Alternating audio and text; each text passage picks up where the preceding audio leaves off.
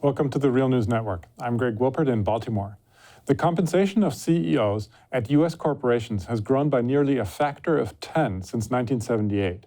This is according to a study recently released by the Economic Policy Institute, which finds that average CEO compensation reached $14 million in 2018. In comparison, average workers' wages grew by only 12% since 1978. The acceleration in the gap between CEO and worker compensation becomes even more visible when you look at the ratio between the two.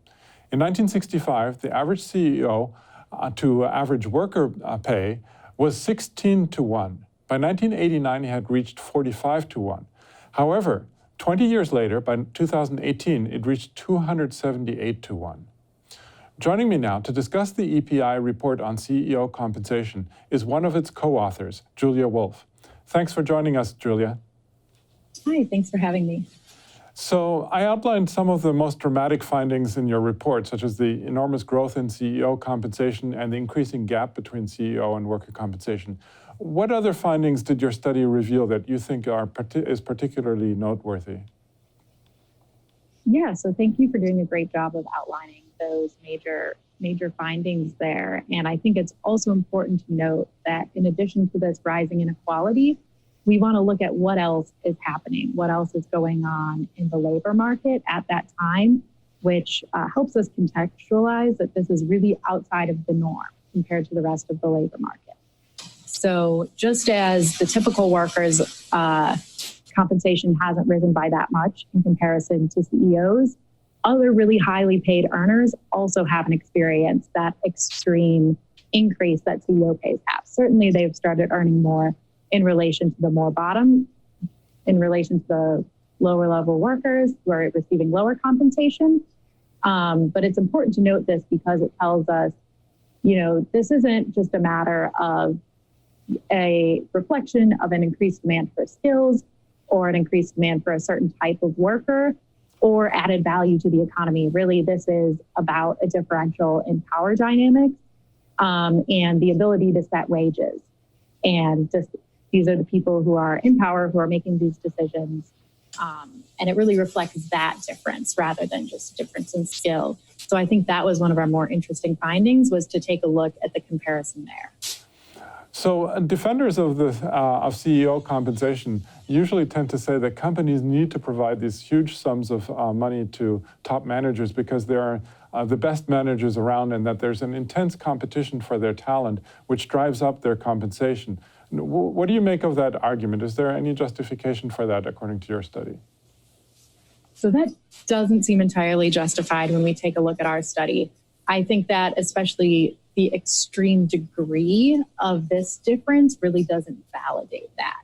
And when you look at other high-waged earners or the growth in other measures of the valuation of skills out in the market, for example, if you take a look at the growth in the college premium in comparison to high school earners, you see that that hasn't grown nearly as much as this CEO compensation has grown.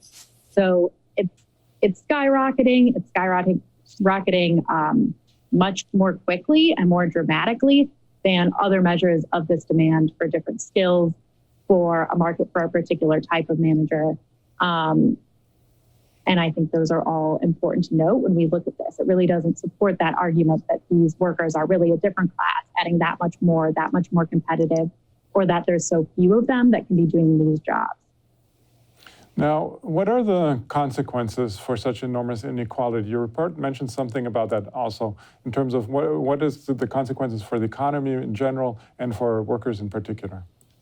Right. There are absolutely real consequences of this. It's not just a symbolic thing. It's not just about saying, hey, look at these few people who are making so much more than everyone else. It really actually does have real implications for the rest of the workforce.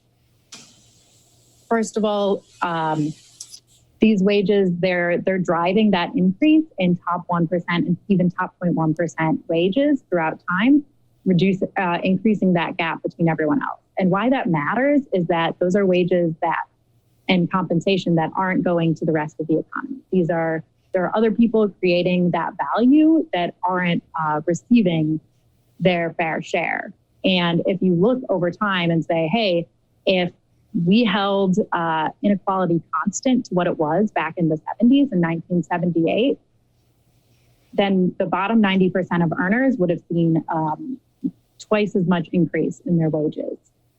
So this does really have real impact. These people, the vast majority of us are all experiencing less wage growth because of that inequality and all that money going to the people at the top instead. Yeah, that seems very significant, especially considering that wages had only increased by 12% since 1978. Right. Now, what recommendations do you have, or does your report make, for what could or should be done about the situation? Sure. So there are lots of possible solutions, and the two sort of main categories that we really drill down on are taking a look at tax-based solutions as well as corporate government-based solutions. And those two really kind of complement each other very nicely. So in terms of taxes, you could, raise tax rate, income tax on those very top earners, which in addition to being a great source of revenue, is also kind of reduces the incentives for these executives to be using their power to push for an increase in pay. You can also include a corporate tax rate based on the ratio of CEO to worker compensation. So people that have, or firms that have a higher ratio here, more inequality, you could tax them at a higher rate to, again, disincentivize this inequality. In terms of corporate governance, you can give shareholders more pay by having these sort of say on pay rules where shareholders actually get to vote on executive pay. Additionally, you could offer workers seats on the board at these companies, giving them increased bargaining power and a voice in the workplace. Mm-hmm. Okay, well, we're going to leave it there for now. I'm speaking to Julia Wolf, co-author of the EPI report on CEO compensation. Thanks again, Julia, for having joined us today. Thanks, Greg. And thank you for joining the Real News Network. Thanks a lot for watching. Appreciate it. But do us one more solemn favor. Hit the subscribe button below. You know you want to. Stay up on the videos.